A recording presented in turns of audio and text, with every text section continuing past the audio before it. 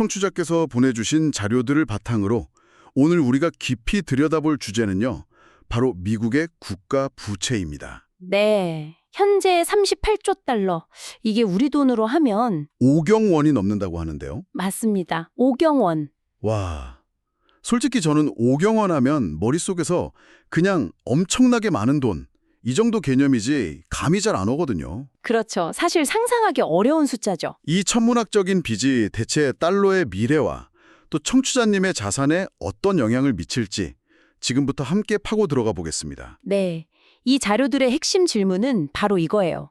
어떻게 세계 최강대국이 이런 어마어마한 빚더미에 앉게 됐을까? 네, 그리고 더 중요한 건 이 거대한 변화 속에서 우리는 자산을 어떻게 지켜야 하는가?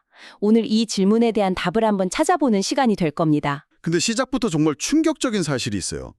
미국 재무부 홈페이지에 부채 시계가 있다면서요? 아, 네, 실시간으로 계속 올라가죠. 그걸 보면 이 5경 원이라는 숫자가 지금 이 순간에도 초 단위로 계속 늘어나고 있다는 거예요? 맞습니다. 그리고 연간 이자만 해도 1조 달러입니다. 1조 달러요? 이자만요? 네, 이자만요. 이게 미국 국방 예산보다도 많은 금액이라고 하네요. 와, 자, 대체 이 숫자의 실체가 뭘까요? 5경 원. 이 숫자를 좀 더 체감할 수 있게 다른 것과 비교해 주실 수 있나요? 그럼요. 38조 달러는 일단 미국 전체 GDP보다 20%나 많은 액수고요. 한 나라의 생산량보다 빚이 더 많다? 네. 그리고 자료에 따르면 중국, 일본, 독일, 인도의 GDP를 전부 합친 것보다도 커요. 네, 그 네 나라를 다 합친 것보다요? 가 핵심입니다. 2023년 9월에 33조 달러였던 부채가요. 불과 16개월 만인 2025년 1월에 38조 달러를 넘어섰어요. 16개월 만에 5조 달러가 늘어났다고요? 네, 바로 그겁니다. 미 의회 예산국 CBO는 이 추세라면 2034년에는 부채가 56조 달러에 이를 거라고 전망하고 있어요. 와, 10년도 안 돼서 지금의 거의 1.5배가 된다는 뜻이네요. 그렇죠. 아니 무슨 블랙홀처럼 돈을 빨아들이는 것도 아니고 왜 이렇게 빚이 늘어나는 거죠? 구조가 생각보다 단순하다면서요. 네, 나라 살림도 사실 가계부랑 비슷하거든요. 아, 그런가요? 수입은 연간 5조 달러 정도인데 지출은 7조 달러가 넘어요. 매년 2조 달러 이상의 적자가 나고 이 구멍을 전부 국채, 즉 새로운 빚을 내서 메우고 있는 거죠. 매년 2조 달러씩 빚을 내서 돌려막고 있다. 그런데 여기서 더 심각한 문제가 터지고 있다고요? 네, 바로 차환압력이라는 건데요. 차환압력. 좀 어렵네요. 쉽게 말해 빚 돌려막기 압박이 훨씬 더 커졌다는 거예요. 아, 와, 이건 정말 끝이 없는 빚의 덫처럼 들리네요. 그럼 미국은 어쩌도 이 지경까지 오게 된 걸까요? 자료에서 4가지 핵심 원인을 지적하던데요. 첫째는 역시 코로나19 대응이었죠. 2020년과 2021년 팬데믹을 막기 위해서 국민들한테 직접 현금을 주고 기업을 지원하는 데 엄청난 돈을 쏟아부었고요. 네, 그랬었죠. 둘째는 사회보장 지출 증가예요. 베이비붐 세대가 은퇴하면서 연금 수령자가 급증하고 의료비 지출도 빠르게 늘고 있거든요. 이건 법으로 정해진 의무 지출이라 줄이기도 굉장히 어렵습니다. 돈 나갈 곳은 법으로 딱 정해져 있는데 들어오는 돈은 줄었다는 점으로 크겠네요. 2017년 트럼프 행정부의 대규모 감세 정책, 이게 세 번째 원인으로 꼽혔죠. 정확합니다. 지출은 늘어나는데 감세로 수입은 줄어드니 적자폭이 커질 수밖에 없죠. 그렇군요. 골드만삭스는 이 감세 정책이 연장되면 앞으로 국가 부채가 4조에서 5조 달러는 더 늘어날 거라고 봐요. 4조에서 5조 달러요? 그리고 마지막으로 역시 막대한 국방비입니다. 국방비. 연간 8천억 달러 이상인데 전 세계 국방비 2위부터 10위까지를 합친 것보다도 많아요. 이 4가지 요인이 복합적으로 작용하면서 부채가 통제 불능 상태에 이른 거죠. 다른 나라였다면 벌써 파산했을 텐데 미국은 어떻게 버티고 있는 걸까요? 그렇죠. 이게 바로 그 유명한 기축통화라는 특권 덕분인 거죠. 맞습니다. 미국은 필요하면 그냥 달러를 찍어내서 빚을 갚을 수 있어요. 전 세계가 그 달러를 받아주고 또 미국 국채를 세계에서 가장 안전한 자산으로 여겨주기 때문이죠. 다른 나라는 빚을 갚으려면 열심히 물건 팔아서 달러를 벌어와야 하지만 미국은 그럴 필요가 없는 거예요. 하지만 이 절대적인 특권에도 슬슬 한계가 보이는 것 같아요.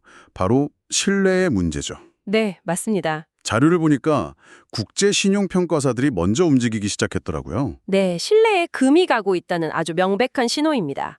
2023년 8월 신용평가사 피치가 미국의 신용등급을 최고 등급인 트리플 A에서 AA+로 강등했어요. 아, 강등했군요. 네, 재정 악화와 높은 부채 부담이 이유였죠. 이어서 11월에는 무디스가 등급 전망을 안정적에서 부정적으로 내렸고요. 신용 등급이 떨어진다는 건 쉽게 말해 이 나라는 돈 떼어먹을 위험이 조금 높아졌다는 경고등이 켜진 거잖아요. 그렇죠. 그럼 당연히 국채 금리가 오르겠네요. 바로 그겁니다. 국채를 사려는 사람이 줄어드니까 더 높은 이자를 줘야 팔리겠죠. 그러면 다시 이자 부담이 늘어나고 재정은 더 악화되는 악순환이 심화되는 겁니다. 여기서부터 정말 흥미로워져요. 달러 패권에 금이 가기 시작했다는 구체적인 신호들이 나타나고 있거든요. 네. 특히 중국과 러시아를 중심으로 한 탈달러 움직임이 눈에 띄는데요. 그들이 위기감을 느낀 결정적인 계기가 있었어요. 미국이 이란을 국제은행 간 결제 시스템, 즉 스위프트, SWIFT에서 차단해버린 사건이에요. 아, 스위프트 망해서요? 네, 여기서 차단되면 사실상 국제무역이 불가능해지거든요. 이걸 본 중국과 러시아가 우리도 언제든 저렇게 당할 수 있겠구나 하고 생각한 거죠. 그럴 수 있겠네요. 그래서 중국은 CIPS라는 독자적인 위안화 결제 시스템을 만들었고 실제로 2024년 기준으로 중국과 러시아 간 무역에서는 위안화 결제 비중이 달러를 완전히 넘어섰어요. 달러를 넘어섰다고요? 네, 브릭스 국가들의 움직임도 심상치 않아요. 심지어 미국의 오랜 우방이었던 사우디아라비아까지 가세했고요. 네, 이건 정말 큰 변화입니다. 50년간 석유는 오직 달러로만 결제하도록 했던 페트로달러 협정이 연장되지 않았거든요. 아, 그게 연장이 안 됐군요. 네, 그리고 사우디가 브릭스에 가입한 건 아주 상징적인 사건이죠. 석유 시장에서도 달러의 독점적 지위가 흔들리고 있다는 뜻이니까요. 그렇군요. 심지어 브릭스는 회원국 간 무역에서 달러 대신 자국 통화를 쓰자는 걸 넘어서요. 금과 회원국 통화를 섞어서 브릭스 유닛이라는 공동 무역 통화를 만들자는 제안까지 나왔습니다. 예전에 미국이 플라자 합의로 경제대국 일본을 주저앉혔던 것처럼 이번에도 중국을 제압할 수 있을까요? 자료에서는 어렵다고 보던데요. 상대의 체급이 달라졌기 때문이에요. 1980년대 일본은 군사적으로나 외교적으로 미국에 크게 의존했지만 지금의 중국은 다르죠.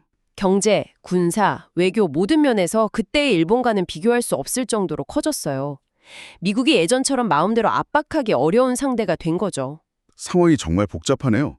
그런데 자료에서 미국이 이 부채 문제를 해결하는 또 다른 방법으로 인플레이션을 언급하는 걸 보고 좀 섬뜩했어요. 아주 교묘하고 또 강력한 방법이죠. 어떤 원리죠? 화폐 가치를 의도적으로 떨어뜨려서 빚의 실질 가치를 낮추는 거예요. 예를 들어 38조 달러라는 빚의 액수는 그대로지만 10년 후 달러의 가치가 지금의 절반이 된다면 아, 실질적인 빚 부담은 절반으로 줄어드는 셈이니까요. 잠시만요.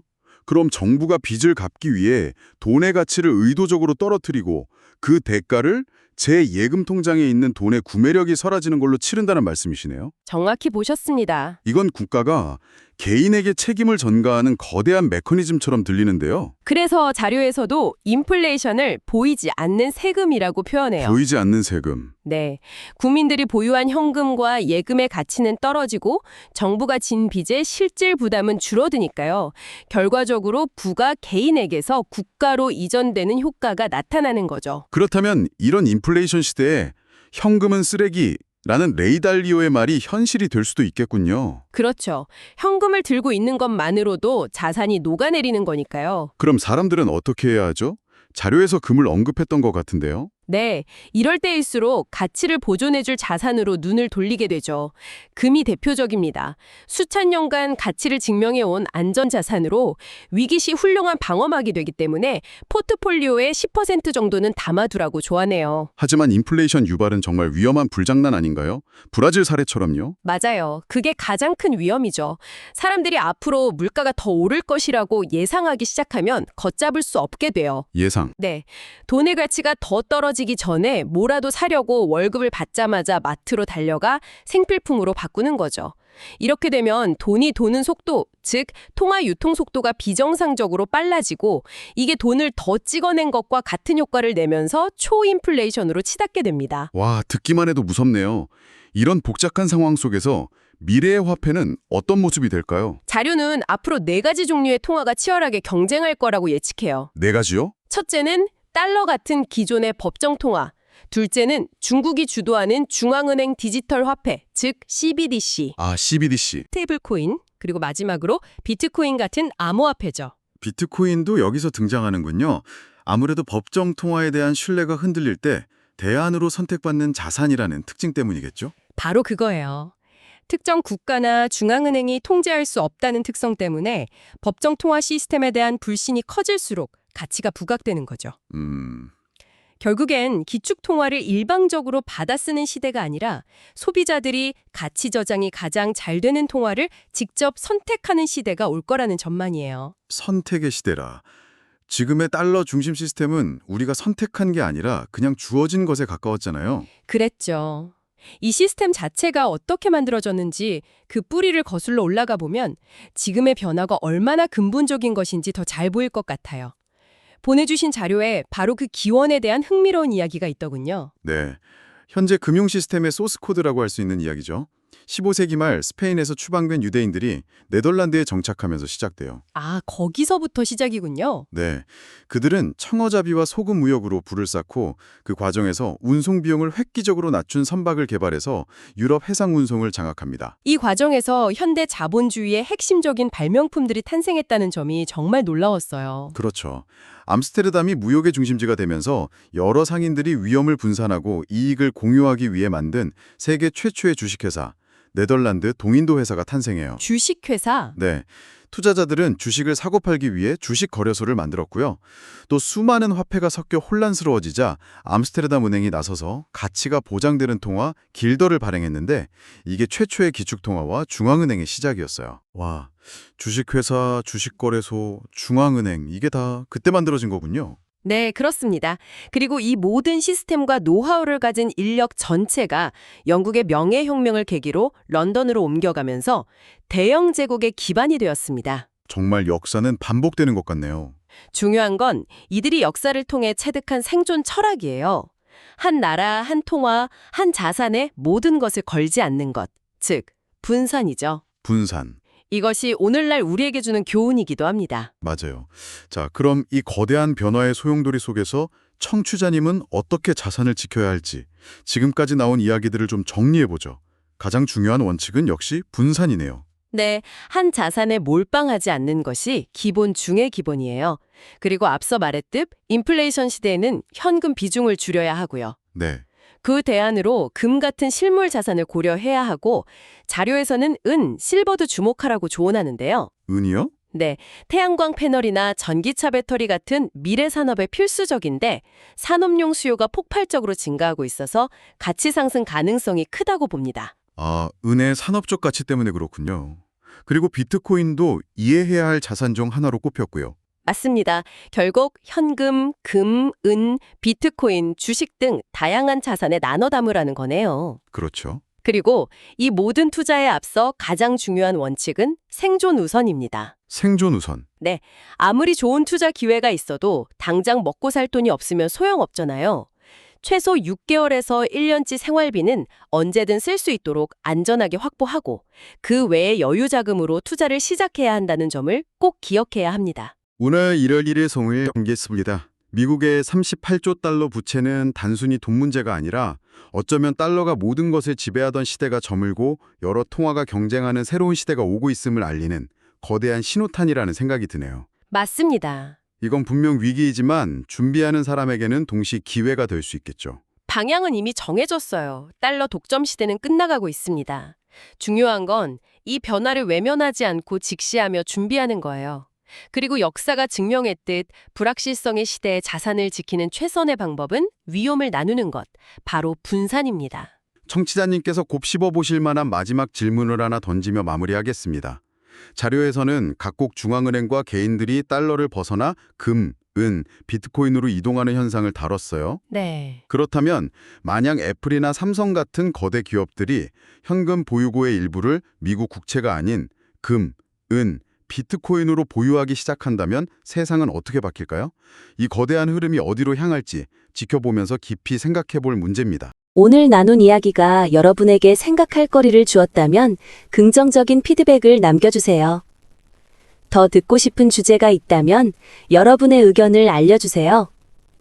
여러분의 피드백은 다음 이야기를 준비하는데 큰 도움이 될 겁니다. 다음 이야기들을 놓치지 않으려면 구독과 알림을 설정하세요.